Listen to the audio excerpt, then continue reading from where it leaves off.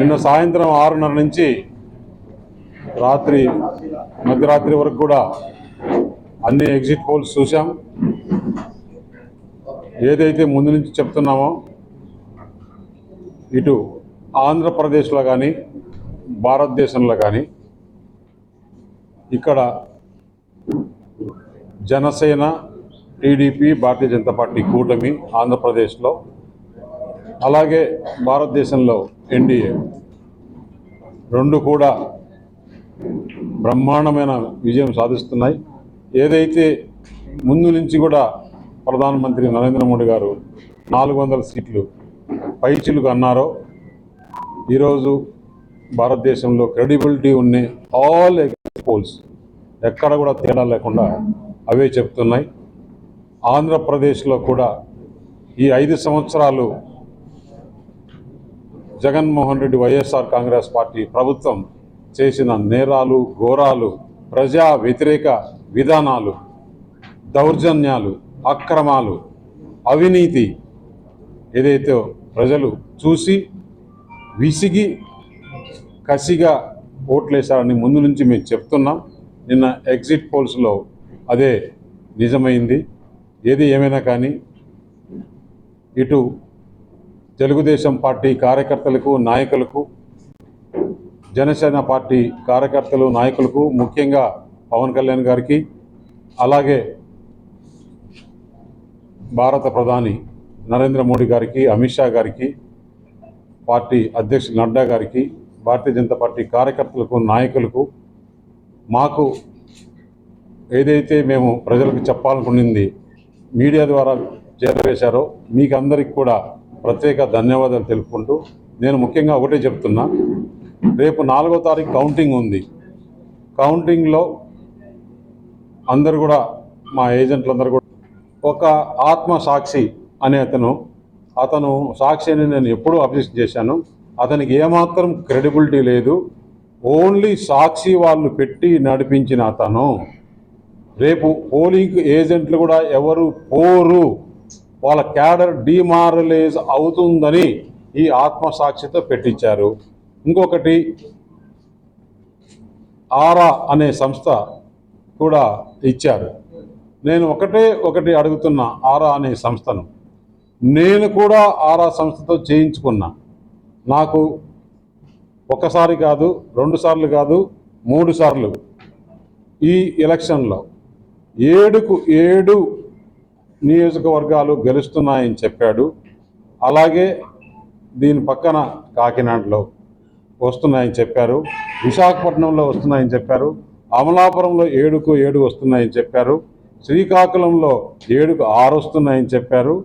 నేను ఒకటి అడుగుతున్న ఆ సంస్థని, ఇంత పోలు 175 అసెంబ్లీ సెగ్మెంట్లో చేయాలి అంటే నీకు ఎవరు మ్యాండేట్ ఇచ్చారు?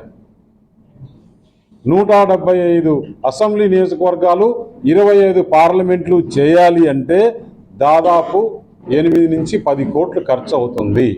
ఈ ఆరా సంస్థకు ఎవరు డబ్బులు ఇచ్చి చేయించారో అది చెప్పలేదు.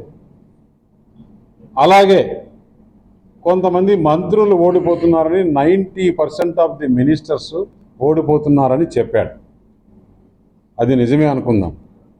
దాంట్లో అతను చాలా తెలివిగా, టెక్నికల్గా కొంతమంది మంత్రులు అతి స్వల్ప తేడాతో గెలుస్తున్నారు అని చెప్పాడు.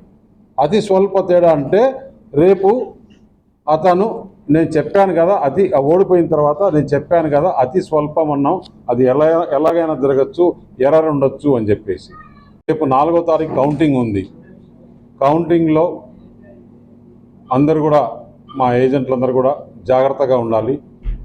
ఎందుకంటే పోస్టల్ బ్యాలెట్స్ గురించి మనం చూస్తున్నాం. సజ్జల రామకృష్ణారెడ్డి ఏ విధంగా వ్యాఖ్యలు చేశాడు, రెచ్చగొట్టే విధంగా వ్యాఖ్యలు చేశాడు. ఎవరు కూడా తొందరపడొద్దు, అందరూ ఓపికగా ఉండండి.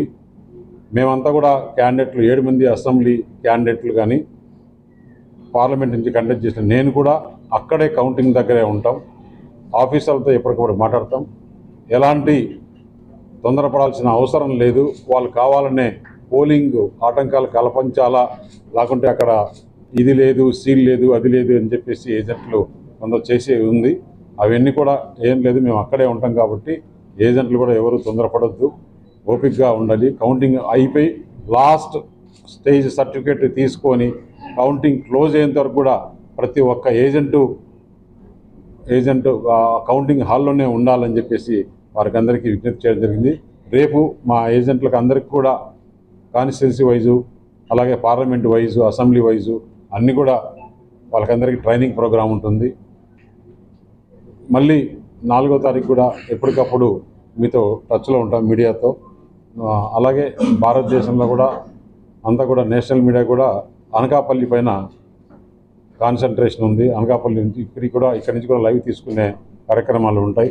ఎందుకంటే నిన్న చూసాం నేషనల్ ఛానల్లో మొట్టమొదటిగా మన అనకాపల్లి పార్లమెంటు అభ్యర్థిగా నాతో వాళ్ళు మాట్లాడడం అందరూ దేశమంతా కూడా చూశారు. నాకు కూడా ఫోన్లు, మెసేజ్లు, కంగ్రాచులేషన్స్ ఇవన్నీ కూడా వస్తున్నాయి.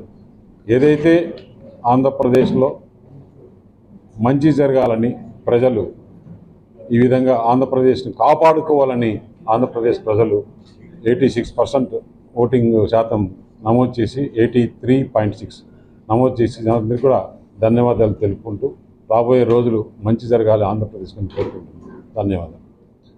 మరి మిగతా కాన్స్టిట్యున్సీలు రీజన్ వైజ్ ఎందుకు చెప్పలేదు? ఉత్తరాంధ్రలో ఇన్ని వస్తాయి, కోస్టల్ ఆంధ్రాలో ఇన్ని వస్తాయి, రాయలసీమలో ఇన్ని వస్తాయి అని చెప్పలా. మనం చూసాం access my India, access India today వాళ్ళు గత 7 సార్లు అంటే ఇటు కర్ణాటకలో కానీ పోయినసారి ఇదే మై యాక్సెస్ ఇండియా 22 నుంచి 25 పార్లమెంట్లు వైఎస్ఆర్సీపీకి వస్తాయని చెప్పిన సంస్థ అది కాదా? వారు ఒక్కరే 22 నుంచి 25 వస్తాయని చెప్పింది. నిన్న తెలంగాణలో రీజన్ వైజ్ కరీంనగరు, ఆదిలాబాదు, నిజామాబాదు ఏ విధంగా వస్తుంది, హైదరాబాదు సరౌండింగ్స్ రంగారెడ్డి ఏ విధంగా వస్తుంది, కరీంనగర్, వరంగల్, నల్గొండ, ఖమ్మం ఏ విధంగా వస్తుంది అని చెప్పిన సంస్థ క్లియర్గా ఏ విధంగా చెప్పిందో ఆ విధంగా చెప్పింది. ఇక్కడ మస్తాను ఇచ్చిన దాంట్లో 90% మంత్రులు ఓడిపోతుంటే 1.1% తేడా అని చెప్పేసి ఓటు షేర్ ఇచ్చాడు. ఇదే మై ఇండియా యాక్సెస్లో ఇండియా టుడేలో 13%. ఒకవేళ ఏదన్నా 2%, 1%, 3% ఉన్నా కూడా ఆంధ్రప్రదేశ్ రాష్ట్రంలో ఈ కూటమి స్వీప్ అంటే మామూలుగా అయితే తుఫాను కూడా కాదు ఇది. నేను పోలింగ్ సరళి చూసి నేను మీడియాతో మాట్లాడినా, మళ్ళీ ఆ రోజు ఎగ్జిట్ పోల్ రోజు మాట్లాడతానని చెప్పినా, అందుకే ఈరోజు మీతో మాట్లాడదామని ఇక్కడికి వచ్చా. ఆ రోజు మీరు అందరూ చూసింటారు పోలింగ్ దగ్గర ఎక్కడెక్కడ నేను బూతుల దగ్గర నుంచి బయటకు వచ్చి ఇది తుఫాను కాదు సునామీ అని చెప్పాను. అదే ఈరోజు రుజువైంది. ఇంకా సునామీ కన్నా కూడా పెద్దది ఏదైనా ఉంటే అదే అవుతుందని చెప్పేసి రేపు 4వ తారీఖు మనం అందరం మళ్ళీ ఇక్కడే కూర్చుందాం, మాట్లాడుకుందాం. మరిన్ని వీడియోస్ కోసం ఛానల్ ని సబ్స్క్రైబ్ చేయండి, లేటెస్ట్ అప్డేట్స్ కోసం వాట్సాప్ ఛానల్ ని ఫాలో చేయండి అండ్ లింక్ డిస్క్రిప్షన్ లో ఉంది.